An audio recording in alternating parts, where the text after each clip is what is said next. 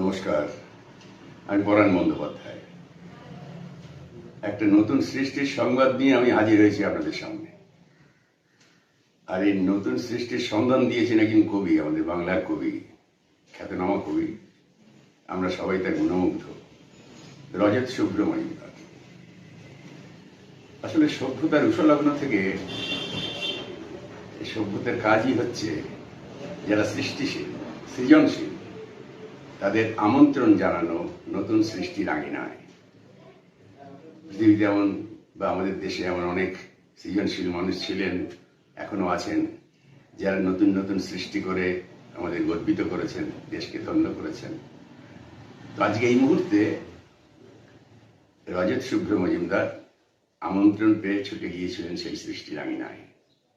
সেখান থেকে একটি ছোট্ট প্রদীপ এনে বাংলা সংস্কৃতির একটা কোণ আলোকিত করেছেন। সেই আলোকবর্তিকার নাম হচ্ছে কবিতার চলচ্চিত্রায়ন। আর সেই আলো দিয়ে যে ছবিটা উনি এঁকেছেন তার নাম দিয়েছেন কবিতা মুভি। বাঙালি কবি তো, সেই জন্য কবিতার জন্য একটা বাংলা শব্দ রইল, আর বাকিটা পৃথিবীর বাকি মানুষের জন্য। তো এটা আমাদের দেশে আমার মনে হয়েছে প্রথম, আগে আমি শুনিনি। দেশ বিদেশে সন্ধান করলে হয়তো কিছু খবর পাওয়া যাবে, কিন্তু আমাদের দেশে এটা নতুন। আপনারা উপভোগ করবেন, অনুভব করবেন, মতামত দেবেন, তাতে কবির সৃষ্টি সুখের যে উল্লাস, সেটা আরো উল্লসিত হবে।